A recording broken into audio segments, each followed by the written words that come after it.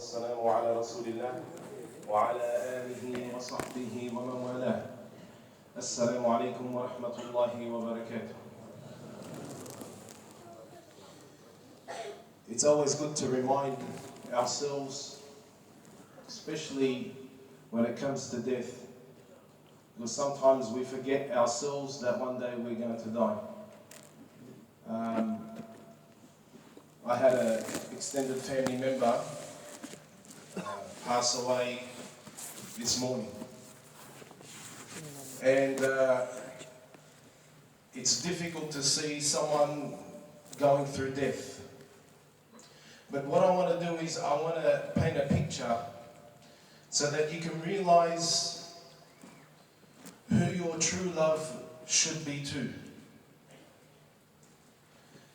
And it's beautiful to see a family all connected together around a beloved one, someone so dear to them, and calming her and reminding her about the shahada and being able to say it. It's beautiful to see.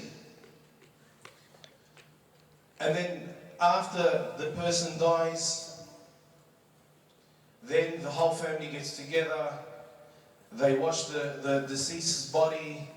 The family all gets together. They take her to the Masjid. They pray on her.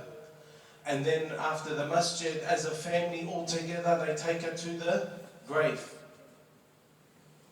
Here the Prophet ﷺ, he said, يتبع الميت ثلاثة أهله وماله وعمله ويرجع اثنان ويبقى واحد يرجع أهله وماله ويبقى أعماله. The Prophet ﷺ, he said, 3 things follow you to the grave. And it's like as if I could see it. Your family, your wealth, and your deeds. And you can see it. Except 2 things go back and 1 thing stays. Your family and your wealth go back, and the only thing that stays with you is your deeds. So when the family gets all together, they bury the deceased, and then when the grave is fully done, they stand like the sunnah of the Prophet ﷺ, and they put their hands up, they make dua facing the Qibla, and they make dua for this deceased, so that Allah subhanahu wa ta'ala can keep her firm with the firm word when she is being asked in the grave. And this family, with every family, it's the whole family comes together, and you see this love and emotion, so much love for this person. And then when you put the deceased in the grave, something happens. And what tends to happen, and what does happen, is like the Prophet ﷺ, he mentioned in the hadith, 2 angels by the name of Munkar wa Nakir. They come down. They don't know whether that deceased is Muslim or a kafir. They don't know. Because they don't know ilm al-ghayb. They don't know the unseen. Only Allah subhanahu wa ta'ala knows that. The Prophet ﷺ described them. He said they are big, bulky, black and blue in color. And when they ask you the question, they don't ask you politely, who is your Lord? What is your religion? It's described that they grab you and they shake you and they say, who is your Lord? What is your religion? Who is your prophet? And the family is crying and hoping for the best. And the deceased is in another world. The deceased is in another world. And the family goes back. Everyone stands in a line from the family. They give their condolences, bi'azzu, and then everyone just goes home. And the deceased is by themselves. And when the angels are asking the question, and then they continuously repeat the same questions again and again, Allah subhanahu, this moment is extremely difficult. Allah subhanahu wa ta'ala, He says, يُثَبِّتُ اللَّهُ الَّذِينَ آمَنُوا بِالْقَوْلِ الثَّابِتِ فِي الْحَيَاةِ الدُّنْيَا وَفِي الْآخِرَةِ.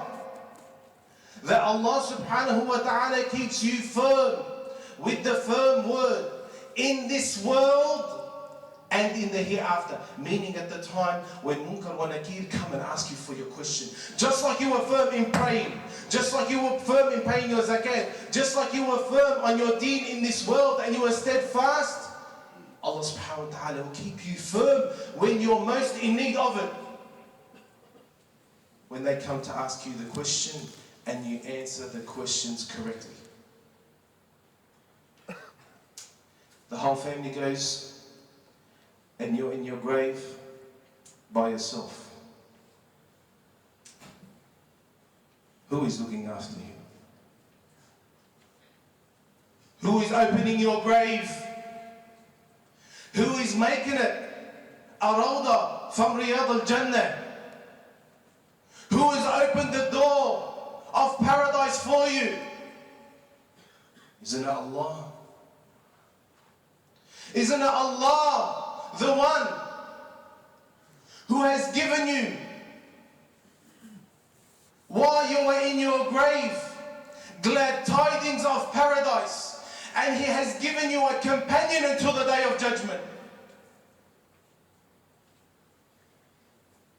And you say, "Oh Allah, establish the hour, because I want to go to what you have shown me."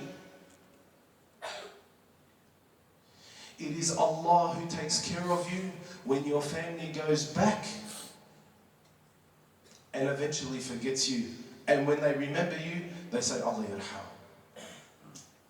But Allah, the one who created you, took care of you while you were alive and will take care of the believers while they are deceased. You're in your grave and you're by yourself, and you're probably, because on the day of judgment you regret, you wish you'd done more, you wish you'd done more, you wish you'd done more. I wish I prayed that extra sunnah prayer, I wish I gave that extra charity, I wish I stayed longer in Taraweeh, I wish.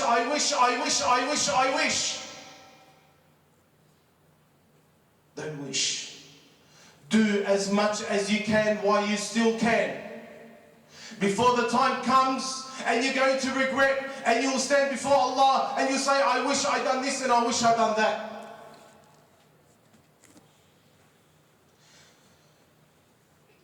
My dear brothers and sisters in Islam, Allah subhanahu wa ta'ala is giving you an opportunity to build His house.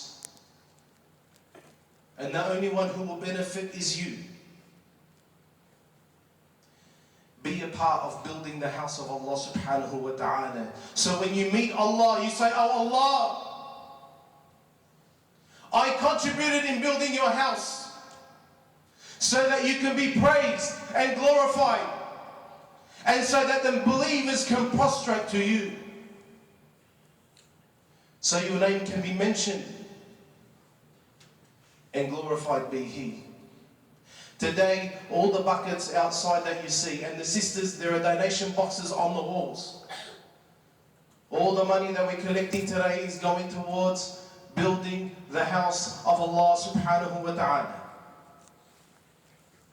Don't miss out on the opportunity. وآخر دعوانا أن الحمد لله رب العالمين وصلى اللهم على نبينا محمد وعلى آله وصحبه وسلم والله تعالى أعلم.